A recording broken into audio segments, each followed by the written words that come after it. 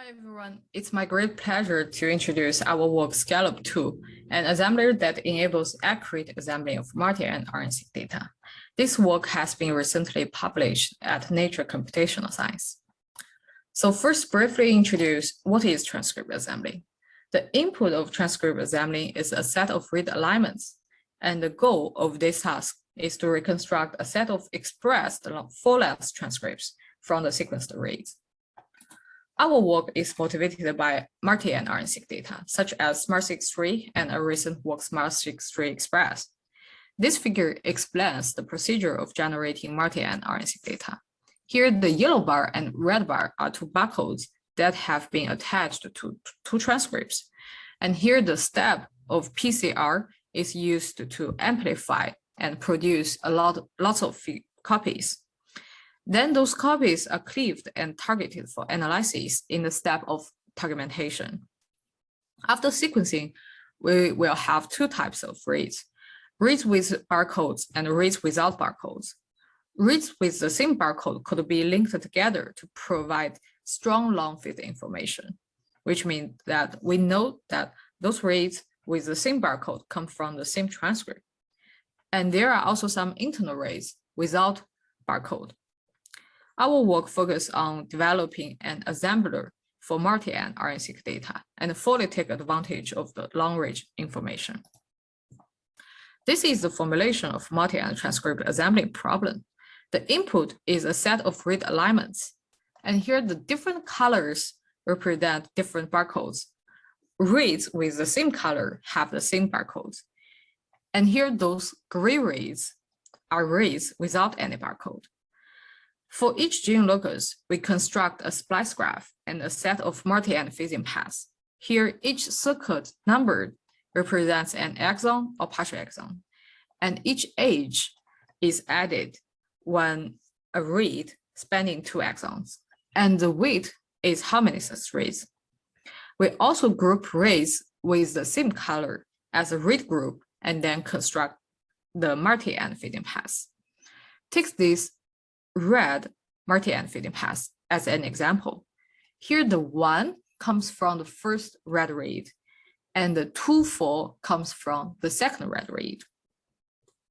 The input of our problem becomes a splice graph and a set of multi and phasing paths.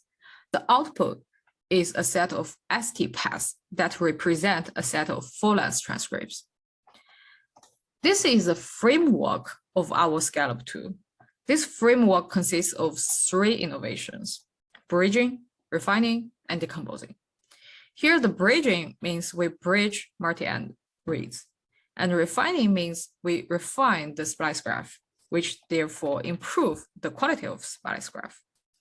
In the third innovation, decomposing, we propose an improved graph decomposition algorithm.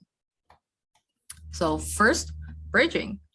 Multi and phasing paths can provide long-range constraints, but they often exist gaps or we see missing portions. The motivation of bridging algorithm is to fill the gap between every 2 consecutive reads. As an example here, the blue multi and phasing paths consists of 3 reads. The first red read, a blue read, and the second blue read exist a gap between exon 2 and exon 4.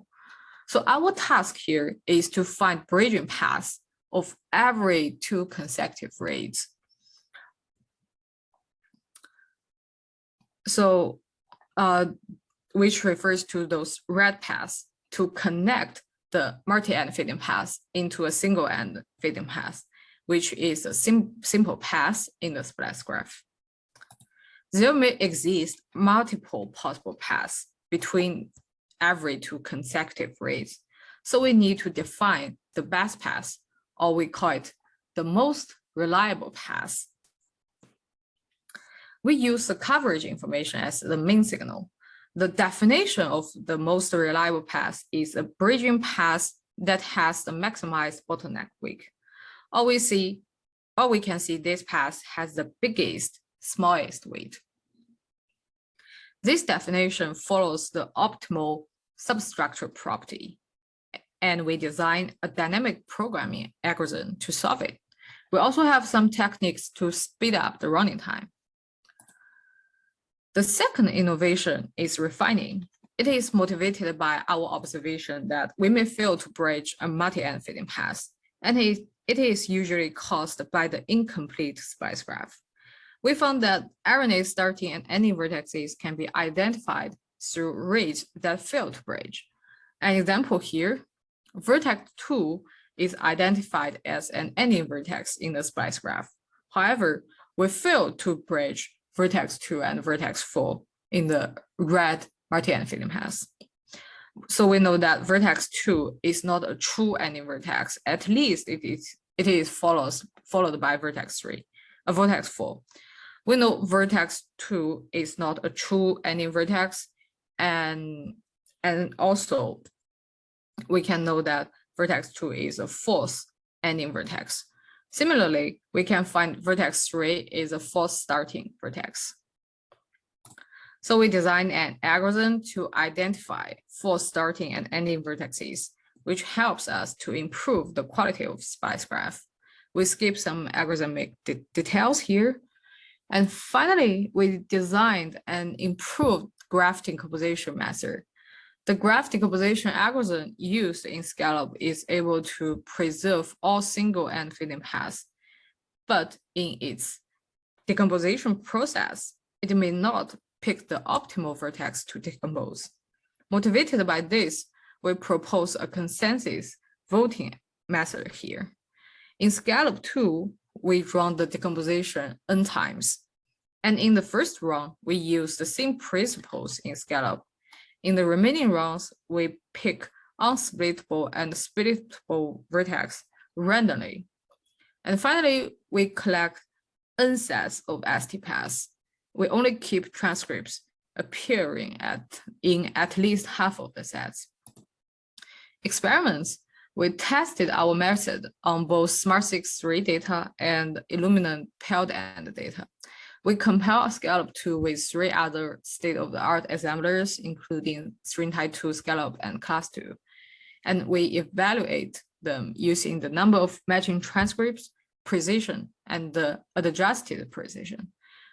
Here, the adjusted precision is the precision when the two compiled methods are adjusted to have the same sensitivity. For the results, please refer to our paper for more results.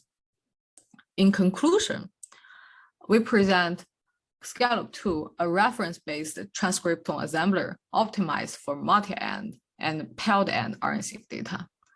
Scallop 2 consists of 3 algorithmic innovations: a novel bridging algorithm, a new method to refine the splice graph, and an improved graph decomposition algorithm. And also, our results show that Scallop 2 enables accurate assembling of transcriptomes at both single-cell resolution and bulk level. Our paper is published at Nature Computational Science, and our tool is available at the GitHub repo. Thanks to my coworker Mingfu and Qian, and thanks to all members of Shao Group and Computational Biology at Penn State, Medvedia, and the Kostsky Labs. And thanks for the funding agencies of NSF and NIH. Thank you all for listening.